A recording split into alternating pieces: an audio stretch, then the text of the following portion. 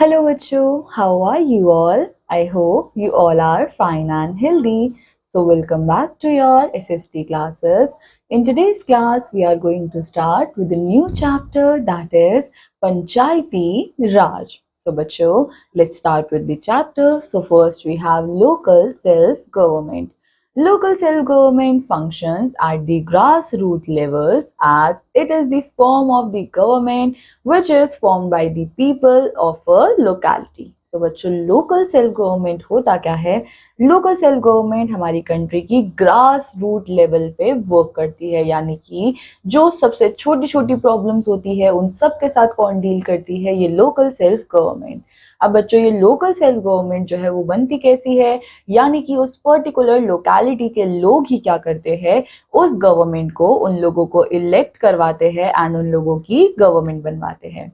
It deals with the local problems and basic needs of the local people. So बच्चों local self government का काम क्या होता है कि ये यहाँ पे जितनी भी लोकल प्रॉब्लम्स होती है एंड जितनी भी नीड्स होती है लोकल लोगों की, उन सब के साथ काम करती है। Now local self-government functions at two levels, that is rural and urban. So local self-government जो है वो दो लेवल पे काम करती है, एक रूरल में काम करती है यानी कि गांव में काम करती है एंड अर्बन यानी कि शहरों में काम करती है। At the rural यानी कि villages level, it functions under Panchayati Raj system. अब बच्चों होता क्या है, जैसे ही ये local self government rural area में काम करती है तो इनको किसके अंडर काम करना पड़ता है, यानी कि किन के नीचे काम करना पड़ता है? पंचायती राज सिस्टम के नीचे। This Panchayati Raj system is divided into three levels. अब इस पंचायती राज सिस्टम को 3 लेवल्स में डिवाइड करा हुआ है। फर्स्ट ग्राम पंचायत, ब्लॉक समिति एंड जिला परिषद। नाउ बच्चों सबसे पहले हमारे पास ग्राम पंचायत है। Gram panchayat works at the local level which covers village or a group of villages. So बच्चों ग्राम पंचायत जो है वो लोएस्ट लेवल पे काम करती है और ये ग्राम पंचायत क्या करती है, कवर करती है या तो एक विलेज को या फिर ग्रुप ऑफ विलेजेस को। The block samiti is at the block level and a block consists of 100 villages. So बच्चों अब हमारे पास ग्राम पंचायत के ऊपर कौन आता है? ब्लॉक समिति। अब ये ब्लॉक समिति क्या करती है? ये ब्लॉक्स के फॉर्म में काम करती है, यानी कि इन ब्लॉक्स के अंदर होते हैं हंड्रेड्स ऑफ विलेजेस। इसके बाद हमारे पास आता है जिला परिषद। So Zilla Parishad works at the district level, which is the topmost level and heads the Panchayati Raj system. It acts a link between block samiti and state government. So बच्चों जिला परिषद जो है वो सबसे पहली बात तो टॉप मोस्ट लेवल पे आती है और ये जिला परिषद जो है वो गाइड करती है पंचायती राज सिस्टम को कि कैसे पूरा एक पंचायती राज सिस्टम चलेगा एंड ये किसके बीच का लिंक होता है? ये स्टेट गवर्नमेंट और ब्लॉक समिति के बीच का लिंक होता है हमारे पास जिला परिषद। At the urban level, it refers to municipal corporation, municipal council and city council. So बच्चों urban level पे हमारे पास जो ये local self government होती है इसके कितने parts होते हैं? municipal corporation, municipal council and city council. So सबसे पहले बच्चों हमारे पास आता है ग्राम सभा।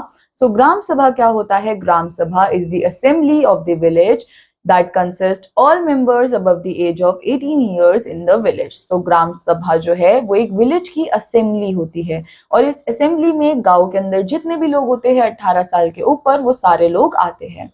It participates directly in the decision making process related to development of villages through discussion on problems and important issues. So बच्चों आप लोगों ने ये चीज मूवीज में भी देखी होगी कि होता क्या है कि गांव के जितने भी लोग होते हैं यानी कि 18 साल से ऊपर जितने भी लोग होते हैं वो एक पेड़ के नीचे जाकर बैठ जाते हैं एंड वहां पे सारे लोग एक टॉपिक के ऊपर डिस्कशन कर रहे होते हैं एंड उसके ऊपर डिसीजन लेते हैं। सो इस तरह से ग्राम सभा जो है वो वर्क करती है।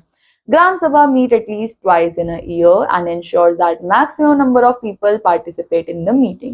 So ग्राम सभा जो है वो पूरे साल में खाली 2 बार ही होती है और ये इंश्योर करवाया जाता है कि उस मीटिंग में ज्यादा से ज्यादा लोग जो है वो पार्टिसिपेट कर पाए ताकि ज्यादा से ज्यादा लोगों के डिसीजंस जो है वो उसमें आ सके।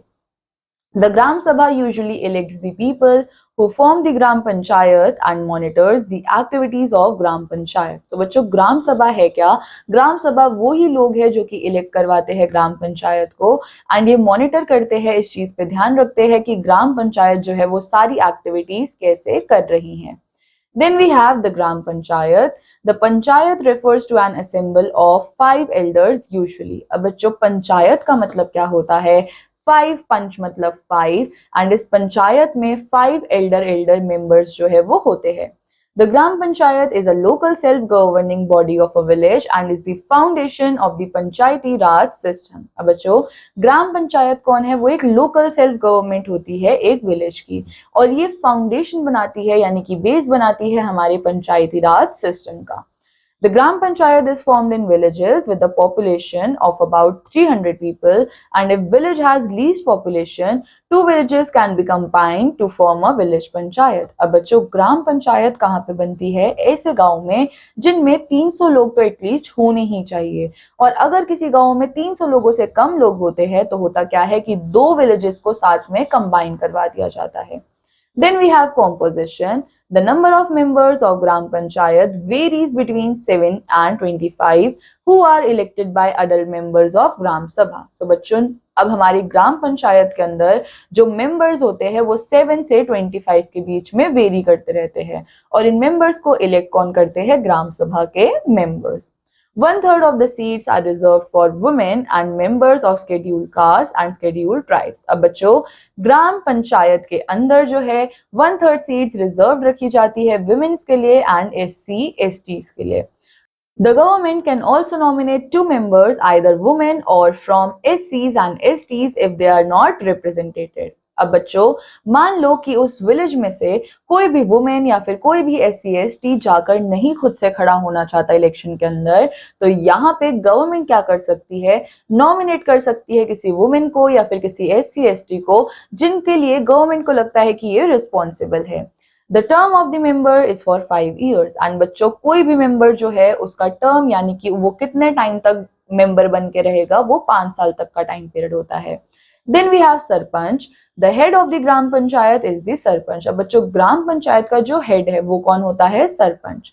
Sarpanch is elected by the members of gram panchayat for 5 years. अब बच्चों सरपंच कौन बनाता है? सरपंच बनाते हैं ग्राम पंचायत के ही लोग यानी कि ग्राम पंचायत के लोग इस चीज का डिसीजन लेते हैं कि सरपंच कौन बनेगा और वो सरपंच 5 साल तक अपनी पोजीशन को होल्ड करता है.